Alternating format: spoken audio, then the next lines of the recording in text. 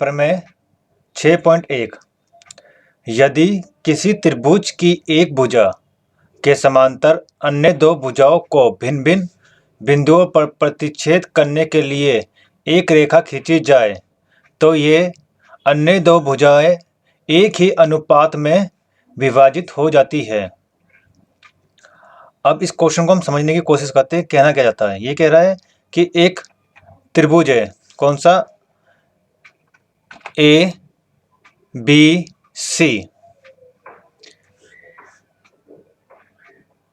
एक त्रिभुज की एक भुजा के समांतर मतलब बी सी के समांतर हमने एक लाइन खींची, कौन सी, डी और ई को दो अन्य भुजाओं को भिन्न भिन्न बिंदुओं पर प्रतिच्छेद करती है।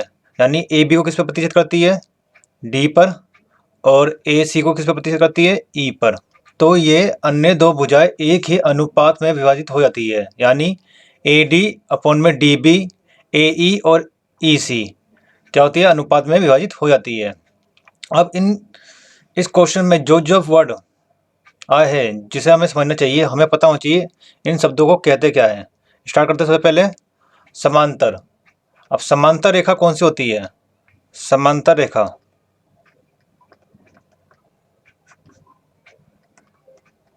जिसे इंग्लिश में बोलते हैं हम पैरेलल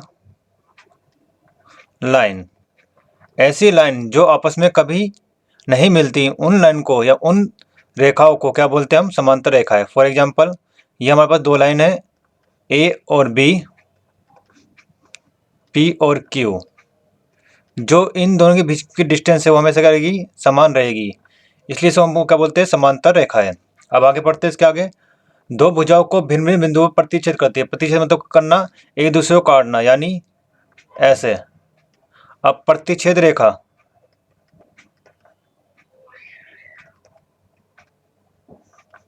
इसको इंग्लिश में बोलते हैं ट्रांसवर्सल लाइन। क्या बोलते हैं, ट्रांसवर्सल लाइन। तो अन्य दो भुजाओं को एक ही अनुपात, अब आता है अनुपात। अनुपात इसको इंग्लिश में बोलते हैं रेशो, यानी ए अपॉन में बी या सी अपॉन में डी, ये किस में होते हैं, रेशो में। रेशो मतलब 2/5 या 4/10। अब इसको क्या बोलते हैं हम, रेशो। क्या बोलते हैं, रेशो का सिंबल ये होता है। इसी थ्योरम को बीपीटी थ्योरम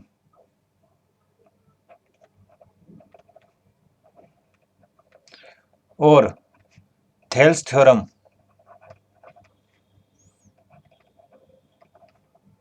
कहते हैं। इसमें बीपीटी की फुल फॉर्म होती है, बीपीटी की फुल फॉर्म होती है बेसिक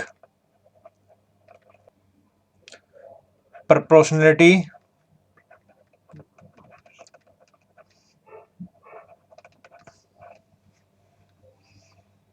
थ्योरम।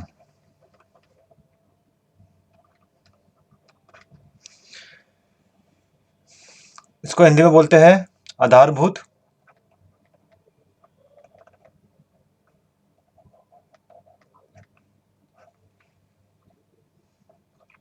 समानुपातिकता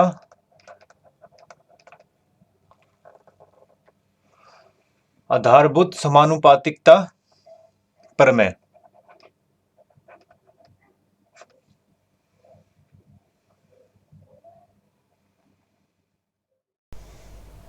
इस थ्योरम को समझने के लिए हमें कुछ पॉइंटों को समझना बहुत ज़रूरी है।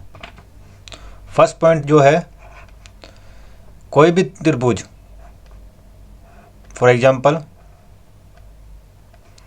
ए बी सी पर कोई लंब खींचा जाता है ए डी, तो इस त्रिभुज का क्षेत्रफल क्या होता है, त्रिभुज का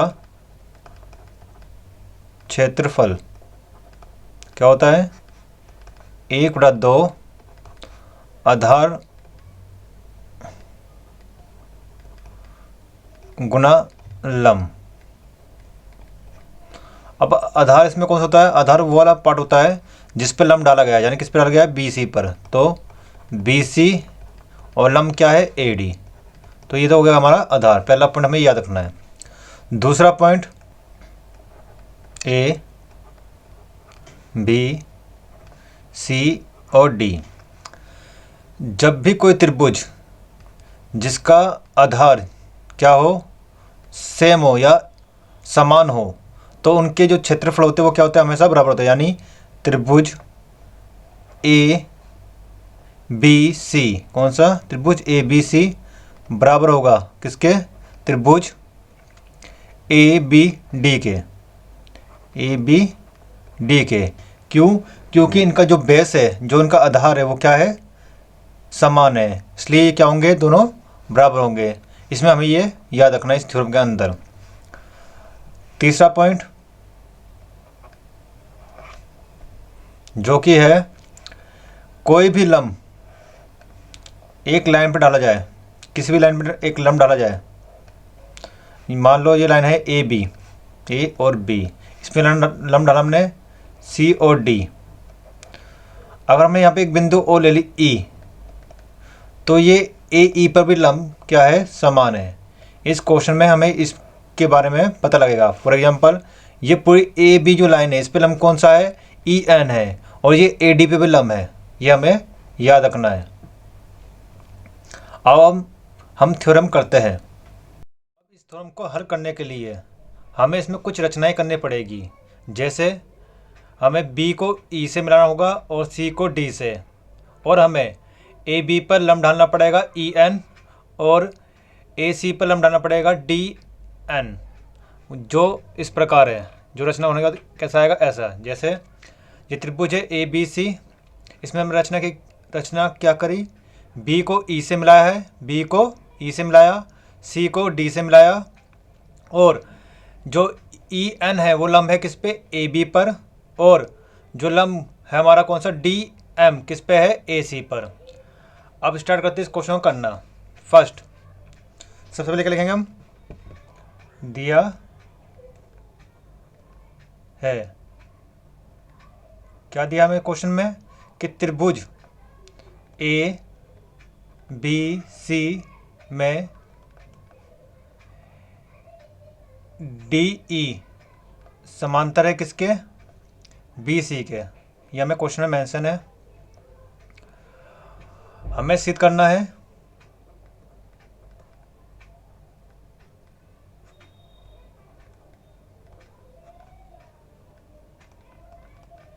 कि ए डी अपॉन में डी बी बराबर है किसके, ए ई अपॉन में ई सी के। यह हमें सिद्ध करना है। रचना, हमने रचना की क्या करी है, हमने बी को ई से मिलाया और सी को डी से मिलाया। इसके बाद हमने क्या करा कि ई एन, ई और एन लंब है किस पे है, लंब ए बी पर। इसी प्रकार और डी एम लंब है किस पे, ए सी पर। इसके बाद प्रमाण, त्रिभुज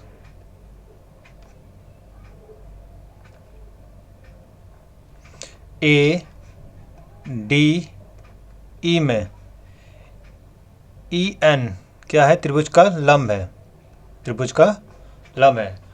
अब त्रिभुज का लंब है तो हमें पता है त्रिभुज का क्षेत्रफल क्या होता है, 1/2 आधा गुना लंब।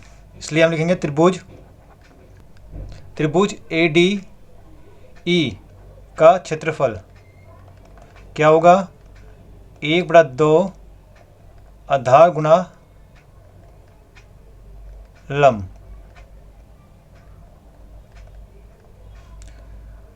जो कि बराबर होगा 1/2। अब इसमें आधार क्या, ए डी गुना में लंब क्या है इसमें, E N.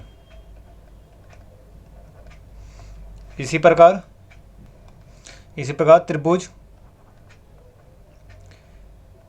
B D E का क्षेत्रफल क्या होगा, यानी ये रहा त्रिभुज ई डी बी या बी डी ई, इसका क्षेत्रफल क्या होगा 1/2। इसमें आधार क्या हमारा डी बी डी, क्या हमारा आधार बी डी, और लंब क्या है इस पे लंबी वही होगा जो ए डी बी होता है, यानी ई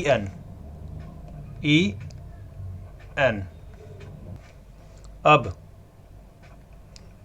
क्या करेंगे हम, त्रिभुज ए डी ई का क्षेत्रफल बटे में त्रिभुज बी डी ई का क्षेत्रफल, जो कि बराबर होगा किसके, जो हमें निकाला भी 1/2 ए डी गुना में ई एन बटे में 1/2 बी डी गुना में ई एन, यानी 1/2 से 1/2 कट गया, ई एन से ई एन कट गया, तो क्या बच गया ए डी अपॉन में बी डी। इसी प्रकार त्रिभुज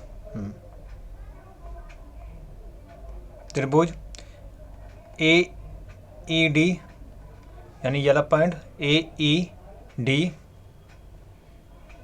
का क्षेत्रफल बटे में त्रिभुज सी ई डी का क्षेत्रफल, सी ई डी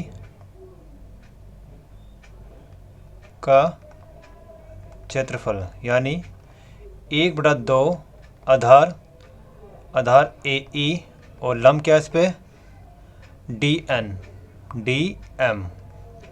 ऐसे ही इसमें आधार क्या है ई सी, 1/2 आधार इसमें क्या है ई सी गुना में डी एम, यानी 1/2 से 1/2 कट जाएगा, डी एम से डी एम कट जाएगा, क्या बचेगा हमारे पास ए ई बटे में ई सी, क्योंकि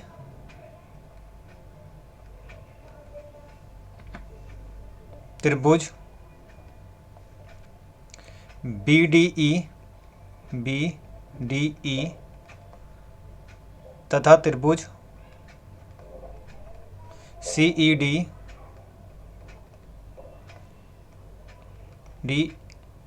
एक ही आधार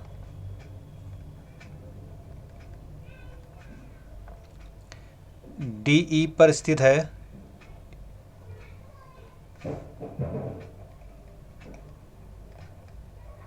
है, इसलिए त्रिभुज B D E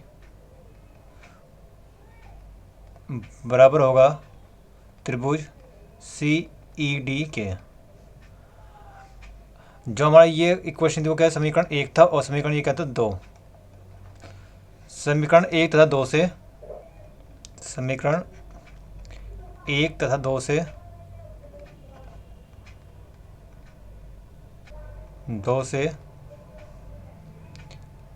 A D अपन में बी डी